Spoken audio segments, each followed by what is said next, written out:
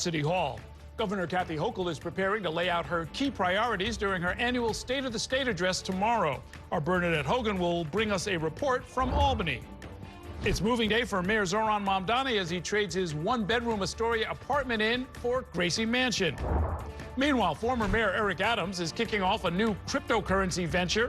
Adams says the currency will help fund efforts to combat anti-Semitism. And I'll be joined in studio by the new school's chancellor. Kumar Samuels will talk about his plans for the approximately 1 million students enrolled in our city's public schools. For the best news, debate, and analysis of New York politics, join us inside City Hall.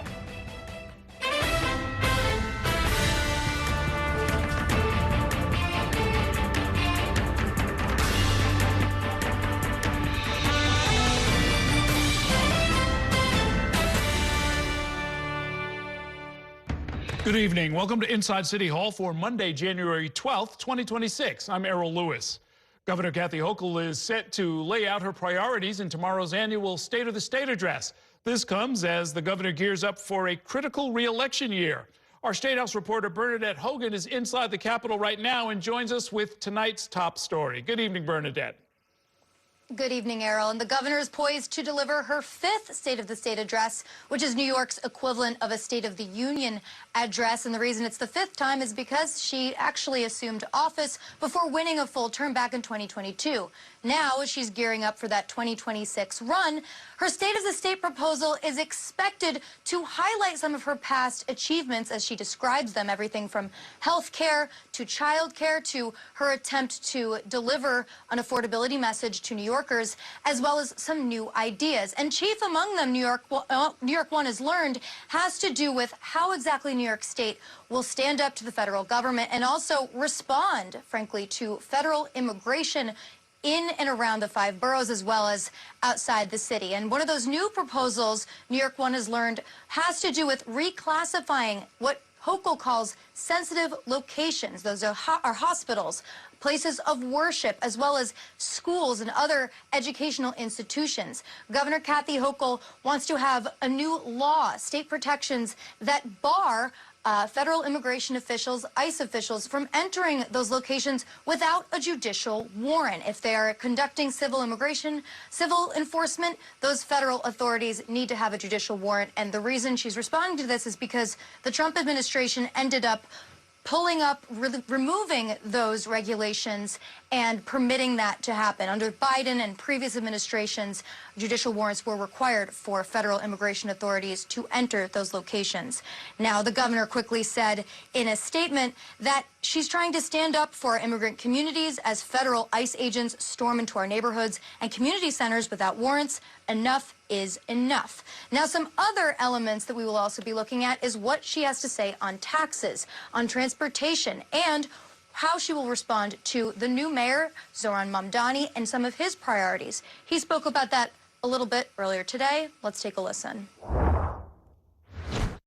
I am looking forward to returning back to Albany tomorrow for the State of the State, and also to return back to another people's house in the Assembly, and also to visit the State Senate.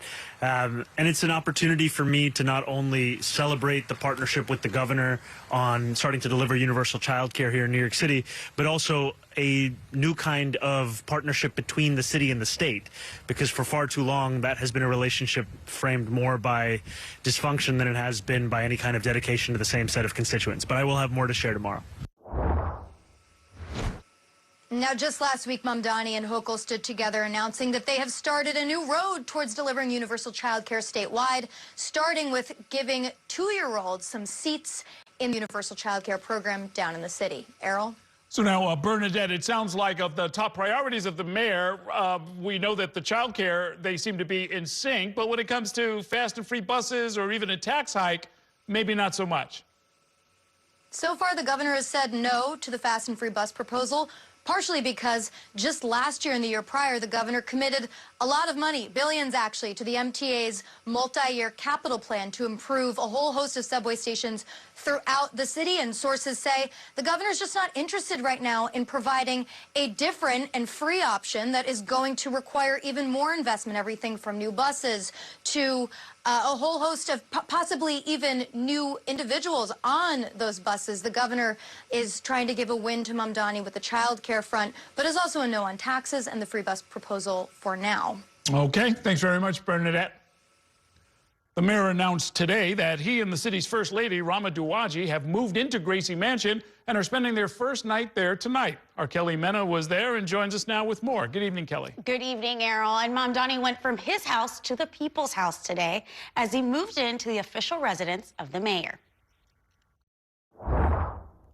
For the first time, but certainly not for the last, on behalf of the First Lady and I, welcome to Gracie Mansion. It was moving day for Mayor Zoran Mamdani. The mayor and his wife, Rama Duwaji, have officially made Gracie Mansion their residence. No longer will they be Queens residents, but Upper East Siders, at least for the next 4 years. We are so grateful to all of those who have already welcomed us to the Upper East Side, and I'm delighted to be back in the borough where I grew up, within walking distance of many of the museums that I went to as a teenager in this city. The couple will now go from living in a rent-stabilized one-bedroom apartment in Astoria to an 11,000 square foot home that has housed almost all of the city's mayors since Fiorello LaGuardia. One thing that we will change is we will be installing a few bidets into Gracie Mansion. That's an aspirational hope. We'll see if we can actually get it done. Another aspiration, if he can overcome allergies, the mayor said, is getting a cat. The mayor's new neighbors reacted to the news, saying, Really excited about him moving into the neighborhood. The other day there were some welcome signs, and I think that's great. It's fine that he moves in. He's the mayor. That's the residence, the official residence. Why shouldn't he be allowed to move in? Good for him. I voted for him, and I'm pleased he's our mayor. Some residents told us they look forward to seeing the mayor walking around the neighborhood. Monday will mark Mamdani's first night in the home that has some paranormal visitors, according to former mayor Eric Adams. A lot of people keep talking about the ghost. I haven't yet met the ghost or heard from the ghost.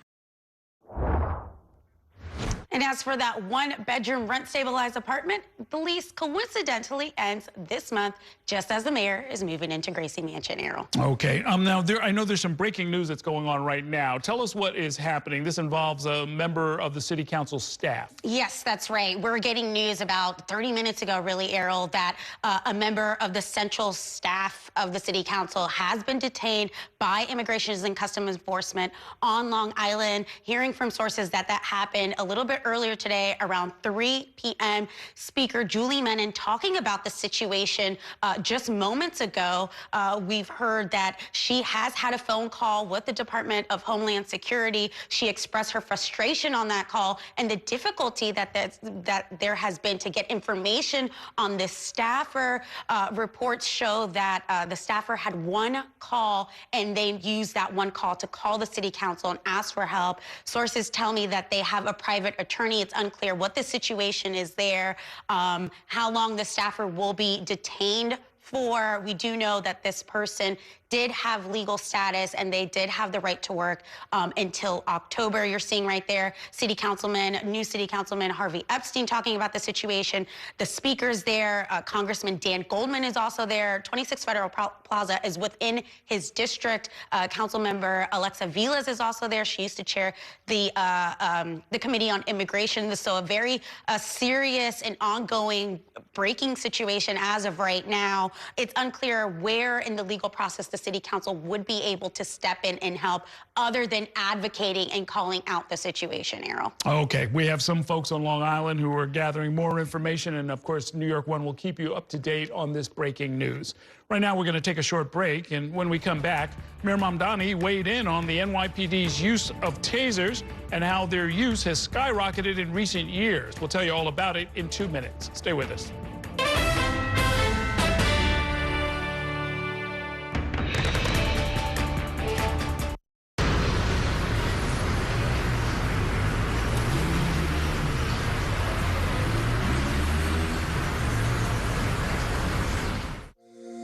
Every day tells a new story. At Mornings on One, we're dedicated to bringing you the stories that matter most to start your day.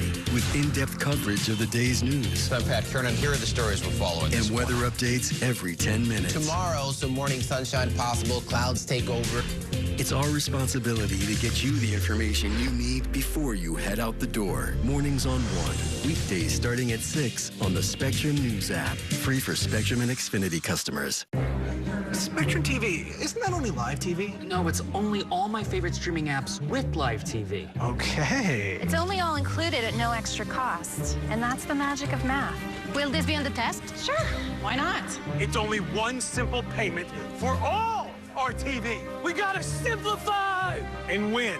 Winning is equally important. If not, more so. Yeah! Only Spectrum TV, fixed TV. I'm Sandra, this is Jorge, and we were adopted in 2019. I remember when they first came to us, Michael was already a teenager. The whole cliche of, they're so lucky to have you guys, and it's the other way around. They have changed our family for the better.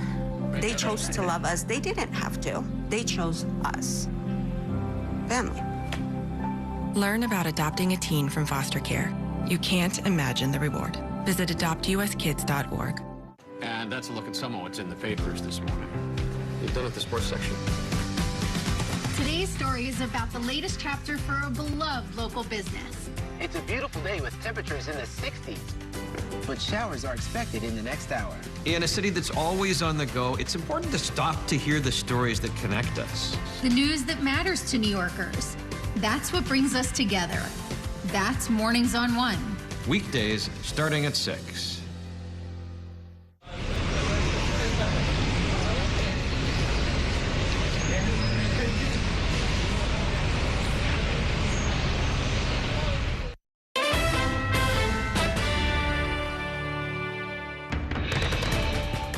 Welcome back to Inside City Hall. Last week, New York One launched an exclusive investigation into taser use by the NYPD, uncovering a rapid increase in usage over the last 10 years, as well as a death in custody that the NYPD never disclosed. Today, Mayor Mamdani weighed in, and our Courtney Gross joins me now with the details on that. Good evening, Courtney. Good evening, Errol. That's right. Much of last week, we brought you reporting on how the NYPD uses tasers, especially during mental health encounters. So today, we asked Mayor Mamdani to weigh in, especially considering he wants to start a Department of Community Safety and potentially take those mental health calls away from the NYPD. I believe that any death deserves a thorough investigation. Mayor Mamdani following New York One's investigation into taser use at the NYPD after New York One uncovered the death of Adrian Cevallos, who died after being shot with a taser in front of his home in 2024 during a schizophrenic episode. The state attorney general is now investigating the case. Even so, Mamdani was measured when discussing the use of tasers by the NYPD. We also have to acknowledge that our officers are being placed in difficult situations and tasked with responding to mental health crises as opposed to tackling serious and violent crime. And so our focus is going to be on both reckoning with what the situation is currently and also charting out our new path forward. According to New York One's investigation, taser use at the NYPD has more than tripled in the last 10 years. New York One examined hundreds of reports detailing when the NYPD uses tasers against people in mental health crisis. And in many of those reports, the NYPD describes these weapons as being ineffective or deployed when someone is resisting or tensing up their body. The vast majority of people were unarmed. Taser, taser, taser. Mamdani had proposed getting police out of these mental health calls when campaigning, and he plans to create a new Department of Community Safety to do that. But will cops still use these tasers? Do you think that tasers should continue to be used in mental health crisis? I think that this is part of the many questions that we are looking at when it comes to the Department of Community Safety. And of course, we have a lot of questions about the Department of Community Safety. We haven't really gotten a full announcement yet of what that department might look like. And Errol, in other policing news, the mayor said today during his press conference, an unrelated press conference today, that he no longer didn't want the police department to any longer give out criminal summonses to cyclists. And he said that was a conversation he was having with One Police Plaza. Very interesting. And of course, when it comes to tasers, as we learned from your reporting last week, it's not always effective, right? I mean, it simply doesn't work a lot of the time, and that is part of the challenge as well. Right, it's 61% effective when you look at the whole breadth of use that the NYPD uses, whether that's, you know, acting an arrest or these mental health calls. And a lot of people say that that isn't exactly the effectiveness rate that they would want to see from this type of weapon. Thanks very much, Courtney. Less than 2 weeks after leaving office, former Mayor Eric Adams is already back in the public eye. At a news conference in Times Square earlier today, he announced a new cryptocurrency venture that he says will aid in the fight against anti-Semitism. He also offered some criticism of the current mayor in the process. Our Bobby Kuza was there and joins us now with more. Good evening, Bobby. Good evening, Errol. And we know that former Mayor Adams was always a big cryptocurrency booster. He famously got paid his first few paychecks as mayor in crypto. So this new venture, not a big surprise, and this event today kind of felt like a product promotion event, but also doubled as a chance for him to take some jabs at his successor.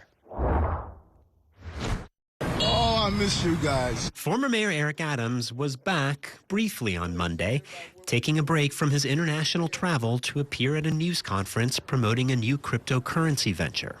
Cryptocurrency, blockchain is no longer on the fringe. Adams said he's one of 3 creators of a new cryptocurrency called NYC Token. For now, a bare-bones website provides minimal information, but Adams said NYC Token will be structured as a nonprofit that he will oversee.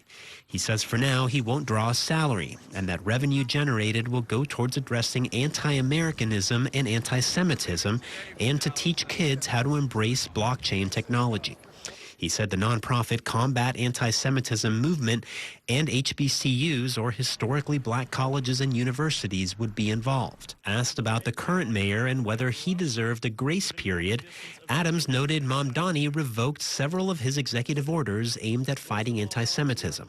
I think everyone needs a grace period, but no one gets a grace period on hate. I think that taking down those EO's executive orders, particularly ensuring people were not protesting in front of houses of worship.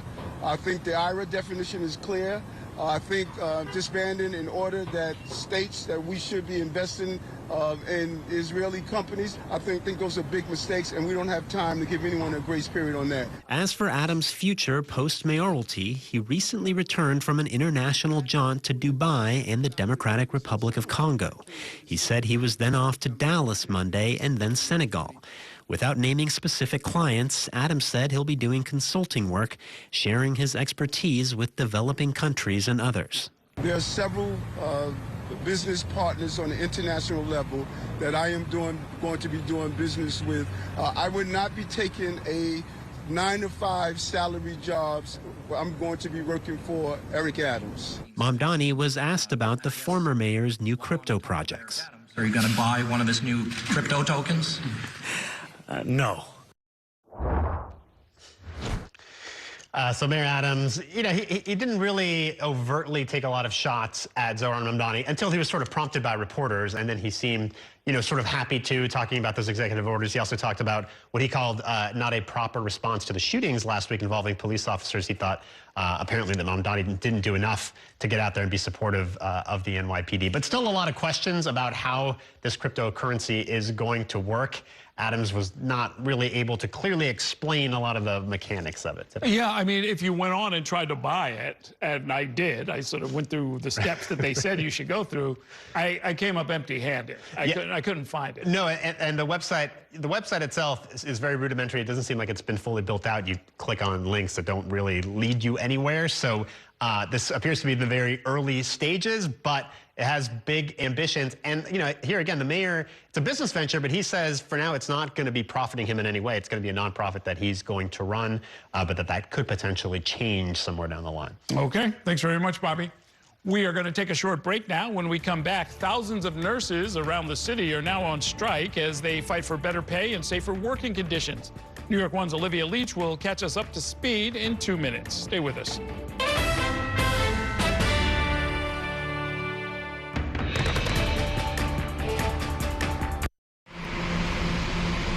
Stand clear of the closing doors, please.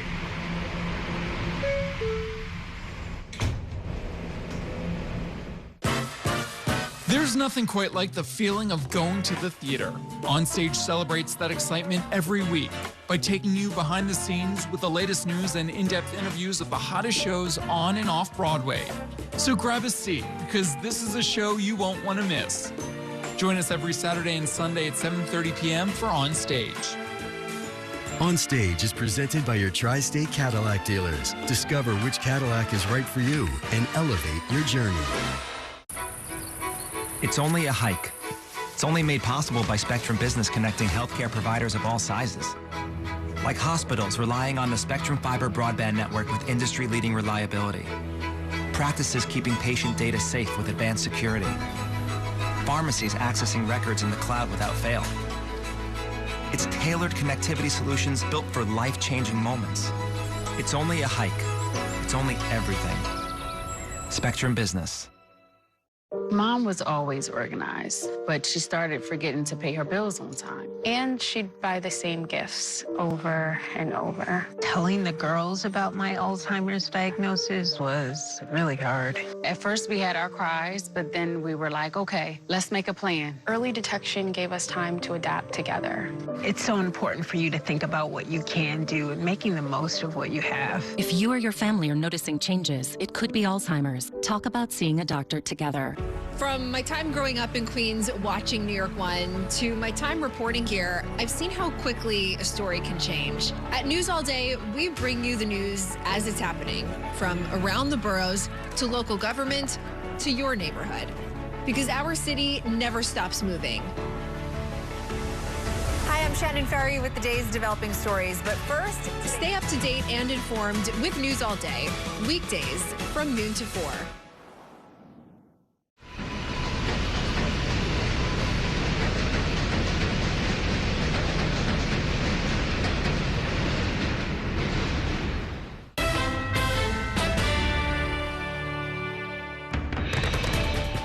Welcome back to Inside City Hall. Some 15,000 city nurses are now on strike after negotiations broke down last night between the state's largest nurses union and leaders of private hospitals.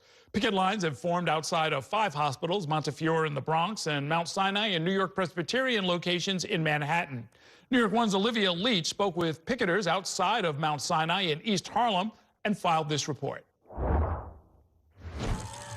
Nearly 15,000 nurses across the city are on the picket lines at these 5 hospitals: Mount Sinai Hospital, Mount Sinai Morningside, Mount Sinai West, Montefiore Medical Center, and New York Presbyterian Hospital. The strike comes after weeks of negotiations between the New York State Nurses Association, or NYSNA, and management of the hospitals. The last strike, we had a lot of things that went well for us, and now Sinai wants to take those things away that we got, that we fought so hard for. So for the safety of our patients, we would like to maintain the current ratios that we do have. The nurses union says the key contention points are over health care benefits, safe staffing standards, and protections from violence in the workplace. The president of the Greater New York Hospital Association confirms that hospitals have already spent more than $100 million on temporary nurses, including travel nurses, to prepare for the strike. Why are you spending millions on replacement workers? You need to spend $1 million on our communities. The millions is to go toward our nurses. A spokesperson for New York Presbyterian told New York One, quote, "We're ready to keep negotiating a fair and reasonable contract that reflects our respect for our nurses and the critical role they play, and also recognizes the challenging realities of today's healthcare environment." While a spokesperson for Montefiore said, quote, "NYSNA's leaders continue to double down on their $3.6 billion in reckless demands, including nearly 40% wage increases, and their troubling proposals like demanding that a nurse not be terminated if found to be compromised by drugs or alcohol while on the job."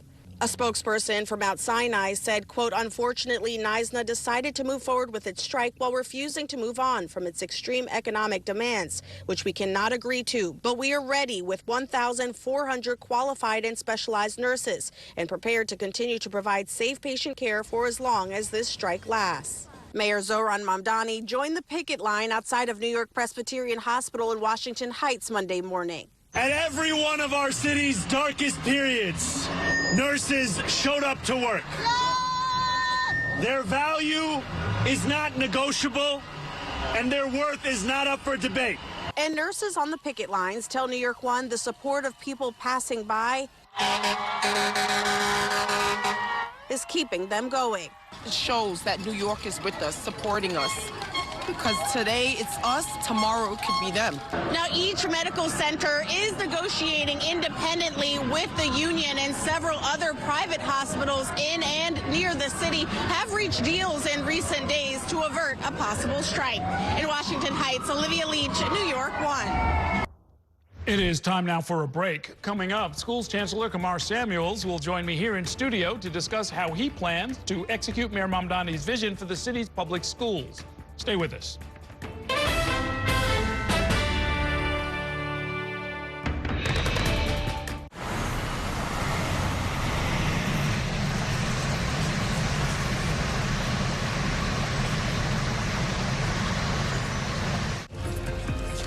My time at New York One has shown me that in the city that never sleeps, the news never stops. So as the day winds down, turn to the rush hour. Good afternoon, I'm Monica Perkins. To catch up on the stories that matter across the 5 boroughs, with in-depth interviews from the city's newsmakers, plus the latest forecast. Catching you up with today, preparing you for tomorrow. Right here on the Rush Hour. Weekdays from 4 to 7 p.m. It's only a slice. It's only made possible by Spectrum, connecting businesses of all sizes, like small businesses, instantly serving up orders and inventory on the Spectrum Fiber broadband network. And factories, seamlessly connecting to farmers in the field with tailored solutions that always deliver. It's only a slice. It's only everything. Get your business free fiber-powered internet forever. Call to find out how. I'm Chris Jakimick. I served in the United States Air Force, and I deployed 3 times. So in 2017, I was serving as an Air Force First Sergeant. Our motto in that role is, my job is people, everyone is my business. But unfortunately in that year, I would lose my own brother, Lance Corporal Adam Jakimick, to suicide. The majority of veteran suicides are from guns. I store my weapons securely, not only for myself, but for my family. My service never stops. At Spectrum Noticias, we recognize that our New York City community is vibrant and diverse. Spectrum Noticias delivers balanced coverage of the stories that matter in our communities and across the country. Our journalists are based in the neighborhoods we cover, ensuring you get in-depth reporting on what's happening in the places we call home. So join us at Spectrum Noticias. We're always on, always there for you. Now available on your TV. Check your local listings. Also available on the Spectrum News app.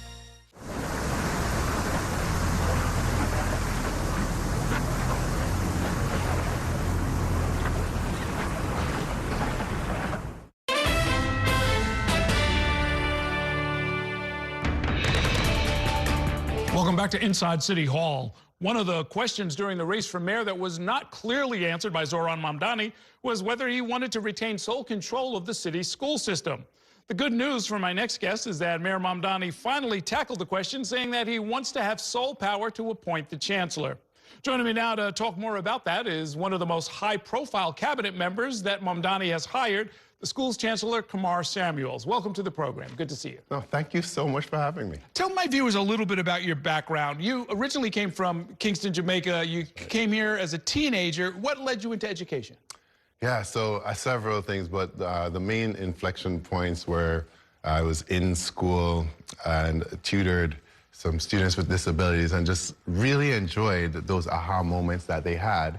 And then I did accounting, didn't like it. And then I was on the train one day going home, and there was an ad that said, "You remember your first grade teacher's name. Who will remember yours?" And I remember those ads. Yes. Yes. And I went home and signed up for the New York Teaching Fellows program right away. And 4 months later, I was in the classroom. Wow.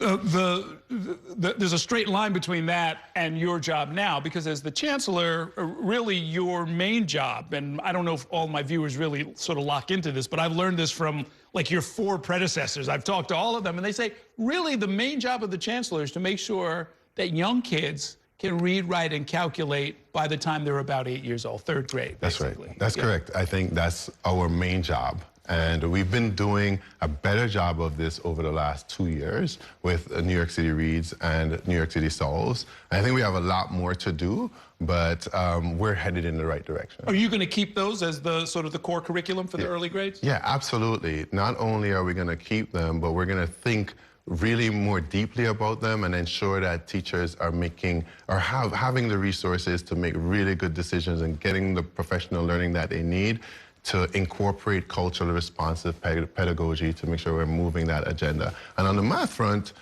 we have some tweaks we need to make, but definitely very excited to keep New York City Solves as well. Did you personally learn to read using phonics? Yeah, I mean, in Jamaica we call it phonics, or that's what my mom calls it. But certainly we had a phonics-based program, and it was what helped me to learn to read, but then also just a strong comprehension by being exposed to a lot of things and having strong discussions at home. How will the newly announced childcare for 2-year-olds feed into this? What part of that affects you? Yeah, so there's a lot of, first of all, the work there is an expansion of what we already have as well. So the pre-K and 3K programs that we already have, which is really important to kind of enshrine and make sure that those are consistent. The two-year-old programs, we are going to make sure that there's not, students are young people, the toddlers are ready for kindergarten by starting them in some small ways. But in general, I think that's really to ensure that we have an affordable city. And that's huge, $4.55 billion across the state. It's a huge move for us to be able to really help families to access school and access childcare at an early age. I have a 2-year-old at home, and I got to tell you, I talk to friends all the time, and I know how expensive childcare is. You told a news organization, I think it was CBS, that you would give the current school system a C if you were grading it. Why do you say that, and how are we going to get it to an A+? Yeah, so this is a great question. Now, we're at probably about 55% of kids are reading on grade level, right? So when I think about outcomes, that's where I think of as a C, because if we want to say, look, folks are working really hard in the Department of Education. Teachers are working hard, but 2 years ago, we gave them a playbook for the very first time. And I think we're accountable to making sure that some of the progress that we've seen not only takes hold, but we're accelerating that progress. And that's what it would look like to be an A school, when we're definitely making sure that the grades, the gains are consistent, consistent gains over time. Right now, I think we've made some strong progress, but I cannot say, if the school system were an A, I wouldn't be here. I think that would mean that the job wouldn't be as challenging as I want. Okay, fair enough. On the campaign trail, the mayor said he wanted to move away from mayoral control. I was really alluding to that in the introduction. He has since updated it. What level of control or influence do you want to have at the level of the community education councils? Yeah, so across all the jobs that I've had in both superintendency, the first thing I did was listen to parents. And what we did, it wasn't just about whether someone likes you or not. It was listening to parents to make sure that you understood the problems. You came up with some solutions or ideas that parents could then have a part of the process, be a part of the process. I think parents want to be a part of this decision-making process. The mayor is committed to that. We have some ideas around that folks are going to hear more about in future months. And I think really what we have to do is listen to parents and make sure, and families, and make sure that they feel a part of the process. And we're excited to do that. Okay. The question of whether or not to, or how to tackle segregation in schools. This is something the mayor has talked about, that we have the most racially segregated schools, or of the big city schools systems in the country. How will you work to end it, understanding that it is a sort of a volatile subject? Yeah, I think it's a volatile subject. However, there are ways that we can work to make sure that's happened, and this happens. We need to make sure that, again, this is a community-driven process.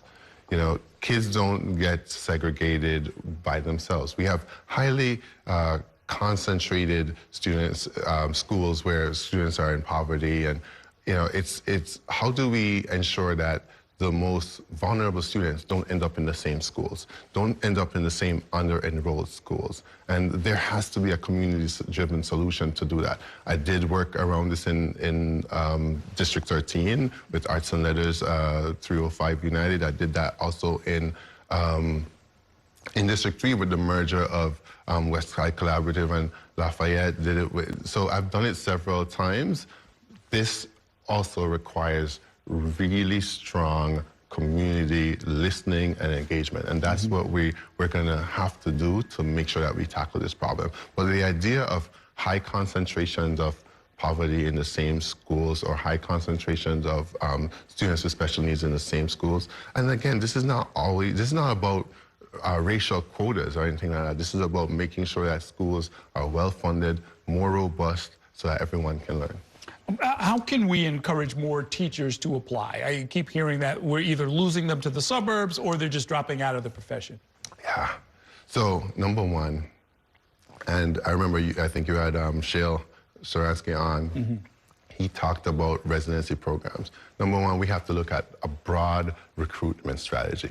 The same strategy that got me to come to teaching to begin with, where I know you have several people in jobs not necessarily liking it. They want to do something else, and we need to go find those people, right? There's so much, there's social media platforms, there's so many recruiting strategies, and then when they decide to come, we need to give them several different paths, right? Some people need to, I have a job and I need to continue to get paid, and so I need to be in the classroom right away, and that's okay. And get them in the classroom and then give them the support in the same way that I had. And then this idea of residencies in the same way that other professions do it. You have a whole year where you're working with a teacher, where you're understanding the profession. You're more likely to stay when you have that kind of runway. And then also traditional paths where we're continuing to have student teachers and make sure that things are robust. No, this idea of New York City Reads or Solves is not divorced from the idea of recruitment and making sure people are supported, because they have a playbook, right? When I started teaching, we did not have a playbook. We did not, I got in, they gave me these 2 binders and said, go have at it, right? Now we have a well-articulated curriculum, K through 12, where teachers can now say, okay, I have a roadmap, and I can now get support from a colleague. I can and so it's really, and that support should be also organized. And so we have to do, it's not just recruitment, it's also retention and strong support. And we have the structures to do that now when we didn't have 20 years ago when I started teaching. Okay, you've got a lot on your plate. I know you've got to go up to Albany. Are you going up tomorrow? Yes, I'm excited to go and meet with some of the elected officials. I'm excited to go hear the State of the State address. Okay, best of luck with everything. Stay in touch. Thanks for coming by. I will be. Thank you so much for having me. Absolutely. Let's take a break now. When we come back, we'll talk about this interview and much more with 2 top political consultants. Stay with us.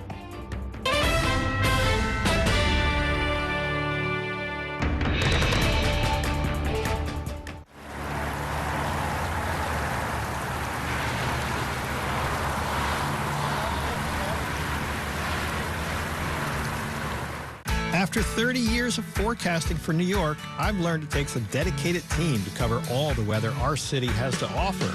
As chief meteorologist at New York One, I'm honored to be able to help New Yorkers plan their day. Morning, noon, or night, our team is here to bring you accurate forecasts you can count on, from severe weather updates to our Weather on the Ones. Watch the New York One weather experts with your Weather on the Ones on your TV and on the go with the Spectrum News app. Your entertainment the way you want it. With Spectrum TV, all these streaming apps are included at no extra cost. So you can watch anything. Movies, series, sports, reality, news. Here's a look at today's top stories. Exclusive originals. We await your orders. And even more of your favorites with live TV. Stream across your devices and enjoy anywhere. See you later. Get it all with Spectrum TV. I'm an ex-drug dealer, and I'll be your sub today.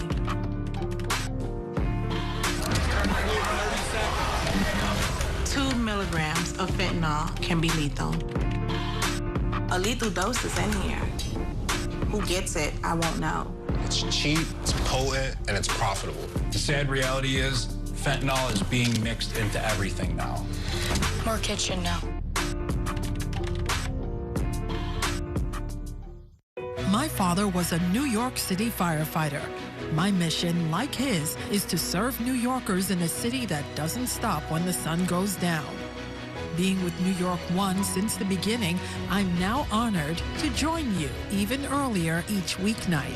Starting at 8 with New York Tonight, we'll explore the latest news developments, followed by New York One at 10 to wrap up your day. So join me each weeknight starting at 8 right here on New York One.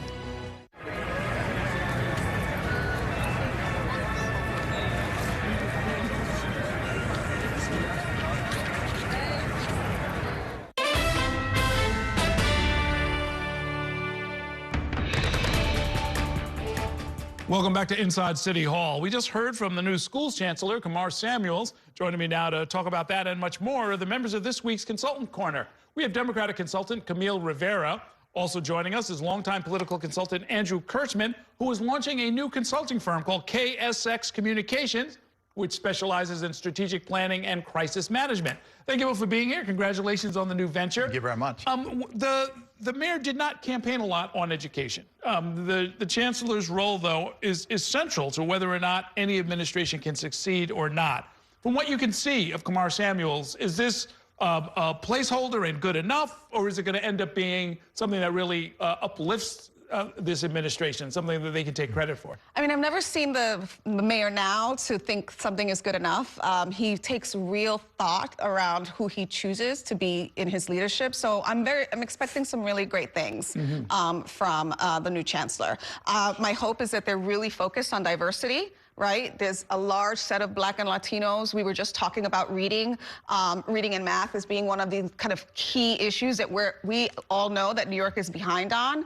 People read to learn after the 3rd grade, and they're learning to read up until the 3rd grade. So that sort of stuff I think is going to be really important. And then obviously taking on the specialized standard tests, which are obviously a very hard thing to deal with right now, and people have different feelings about. But I don't think it's a placeholder. I think the mayor knows exactly what he's doing in terms of who he's choosing, and he's not choosing placeholders.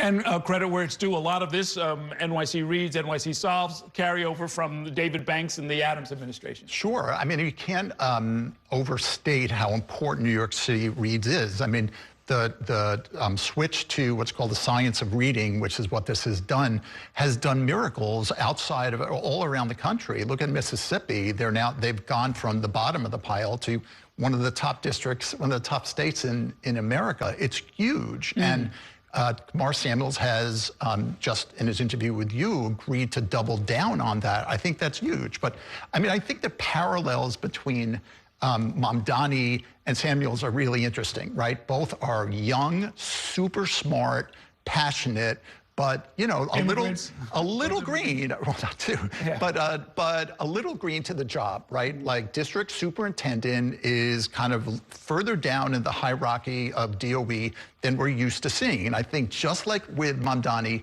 we're going to be kind of watching the growing pains in real time. I think that they both have obviously enormous potential.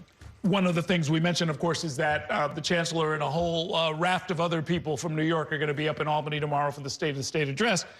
Governor Hochul has already sort of appeared with Mayor Mamdani, offered up $1.2 billion, I think that's the number, to help get the child care initiative off the ground. Does that essentially tie their fates together, politically speaking, in this election year? I think their fates are pretty tied together in this election year. And I mean, if reports are true, and she is actually considering a corporate tax hike, that is an amazing thing in an election year. And it just shows how important Mamdani's, impact has been and how much she needs to kind of gain his support and the support of his followers. Yeah, we'll all be listening for that tomorrow. Yeah, I mean, she's looking at the same poll numbers that everybody else is looking at. Mamdani's poll numbers are good. He's leaning into the issues of taxing the rich. Everywhere she goes, people are chanting tax the rich. That's the right. corporate tax is a huge thing. She could go a step further and tax everyone, right? And actually fill the budget gap, which is my hope.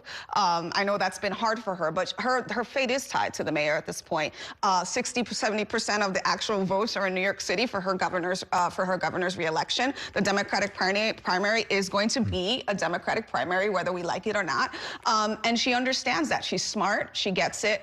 And they do have to go in tandem into how they're going to be running the city and the state. Now, are you talking about what it takes to win the primary or to win the whole... the primary. Yes, yes. But to win the whole shebang, right? Yes, to win the whole shebang, yes. I mean, I think there is a real opportunity for us. Look, I think that the populists have spoken about what they want. Affordable New York, whether or not Mamdani the mayor did this really great thing, which is clear messaging of so people really understand what they want. We know what they want. They want affordability. They want the rich to pay their fair share, right? They want free buses. They want free childcare. Like, this is what they want. She's listening, and I think she's starting to realize. The question is how far she goes. Mm-hmm. We shall see.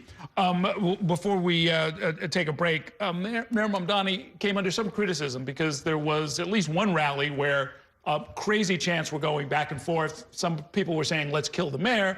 Other people were saying, we are pro-Hamas. Right. He was criticized for not coming out with a statement immediately. What he suggested was, look, maybe it's worth taking a beat before I respond to these things. Will he be able to get away with that for the whole 4 years? I mean, look, he's in office for such a short time. In one night, right, he's got 2 police shootings. He's got this crazy Hamas rally, and he emerged from it. Any one of those things would have bedeviled a previous mayor and showed enormous flexibility. The fact that he took a little longer, he needed a second statement on the Hamas rally, doesn't really concern me that much. I think the guy he's smart, he's judicious. I mean, we could go back to the Giuliani era when there would be a police shooting. Giuliani would come off as a hothead. And in the case of Patrick Dorismond, for those who remember, he triggered a riot for doing that. Got half the facts wrong, yeah. Right. I mean, I think Mamdani has been very, very level-headed about this. You know, have there been blemishes here? You know, little bumps, yes and no. But I think he's turned out to be, in his early weeks, a very, very disciplined mayor.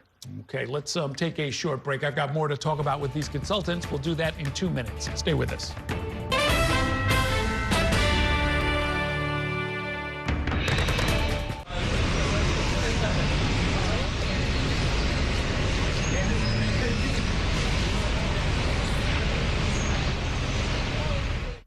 We have so many ways to stay connected. A single touch can bring us closer to the families we love, the friends we know, and the city we share. And Spectrum helps us keep connected throughout the day, every day. Including more ways to watch New York One as a Spectrum Internet customer. Watch Spectrum News New York One on the Spectrum News app, available on all your favorite devices.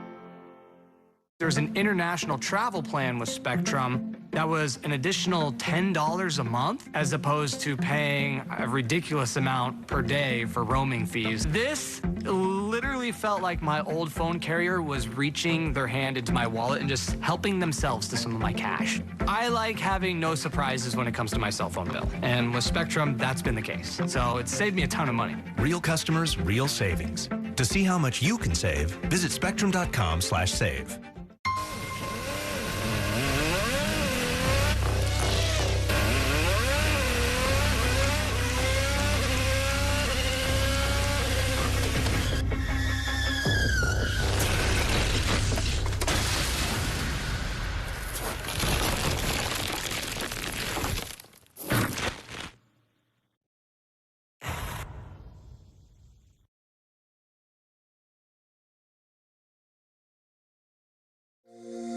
Every day tells a new story. At Mornings on One, we're dedicated to bringing you the stories that matter most to start your day. With in-depth coverage of the day's news. I'm Pat Kernan. Here are the stories we're following. And weather updates every 10 minutes. Tomorrow, some morning sunshine possible. Clouds take over. It's our responsibility to get you the information you need before you head out the door. Mornings on 1. Weekdays starting at 6 on the Spectrum News app. Free for Spectrum and Xfinity customers. Stand clear of the closing doors, please.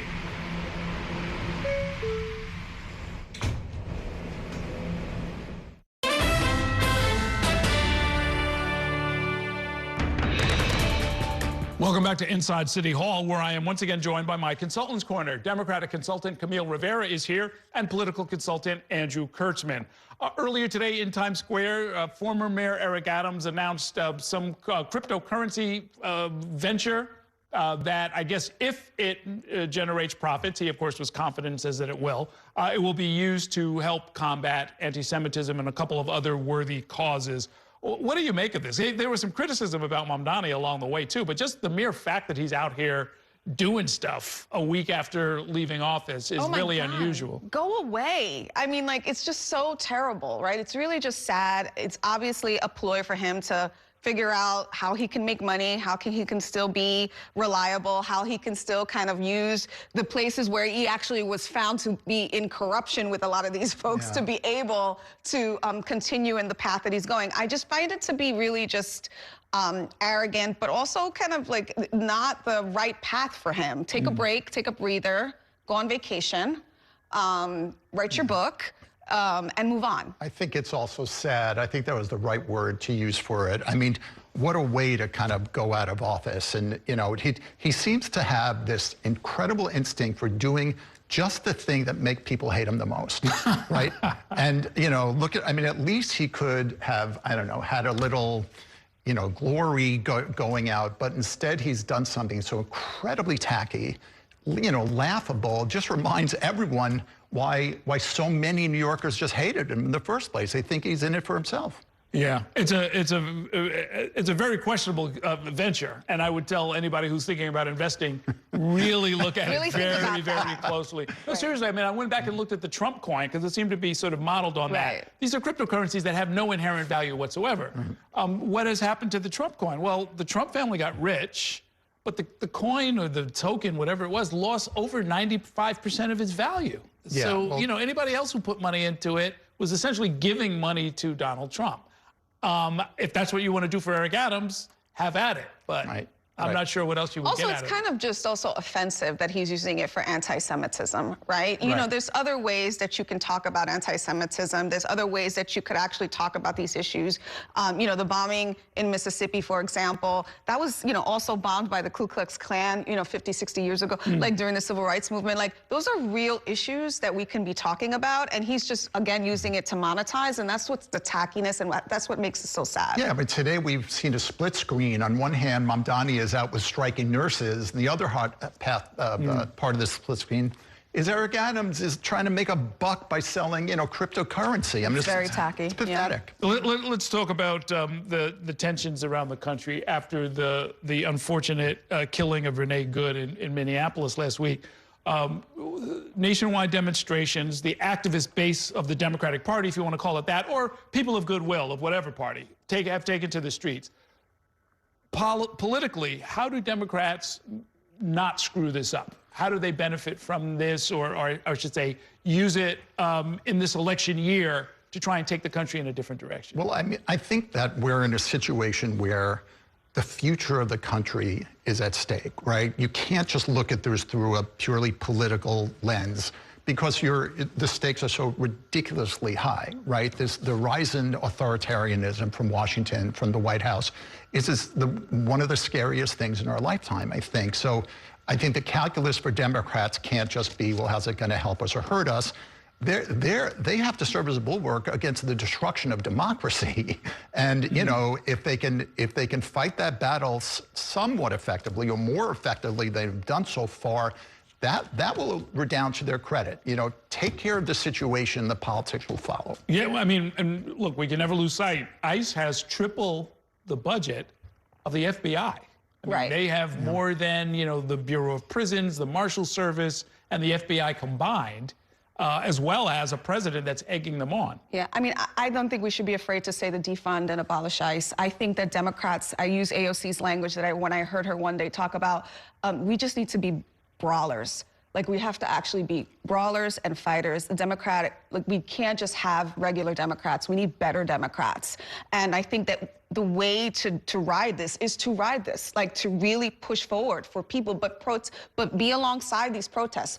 Put and introduce legislation that defunds ICE, abolish ICE, and create an opportunity so that people know that you're with them, so that people can feel like this Democratic Party has our backs. Because right now, I'm a Democrat, and I get really scared that Democrats don't have my back, right? Well, in that particular case, in Minneapolis, the mayor of Minneapolis, as well as Senator Tina Smith, I mean, that Minnesota nice thing just went out away. The window. Yeah. And they both said, I was surprised to hear it from Senator Smith, get the F out of here, right? Yeah. Is that the kind of thing you're talking about? That's what I'm saying. I mean, I was telling one of my candidates, I was like, you should just say you agree, F ICE. And they were like, oh my God, Camille. And I said, no, because right now, what I am looking for, I want somebody to defend democracy. I want somebody to be a brawler. I want somebody to get in Trump's face, and I want to be protected. I want you to stop kidnapping gardeners and grandmothers, and I want you to stop shooting regular people for basically exercising their First Amendment right to protest against authoritarianism. And I think that's one of the things that are missing with the Democratic Party. We play it cool, we worry about billionaires and corporations funding our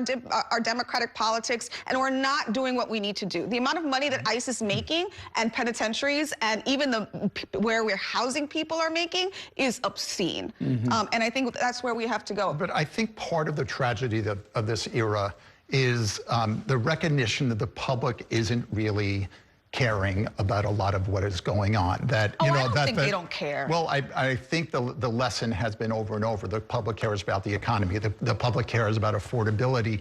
The major frustration I feel is that with each atrocity coming out of the White House, in terms of civil liberties, I mean, look what they're doing, trying to press charges against the head of the Federal Reserve because he hasn't, lowered interest rates. That just has not penetrated in terms of American politics. And that is a tragedy. And the question is, well, maybe this will be the moment right now that there's video of ICE, seeming to murder someone in broad daylight. Maybe this will think that'll break the dam. I certainly hope so. Yeah, this is a very troubling time. That video, I think, is going to live on in people's minds as something that, whatever you thought the mass deportation campaign was going to be, I don't think anybody thought it was going to come down to that, being shot at point-blank range, a U.S. citizen. Right. Anyway, Andrew Kirschman and Camille Rivera, thanks so much for coming by. Great talking with you. That is going to do it for tonight's show. Thanks for watching, and have a great evening. We'll see you next time inside City Hall.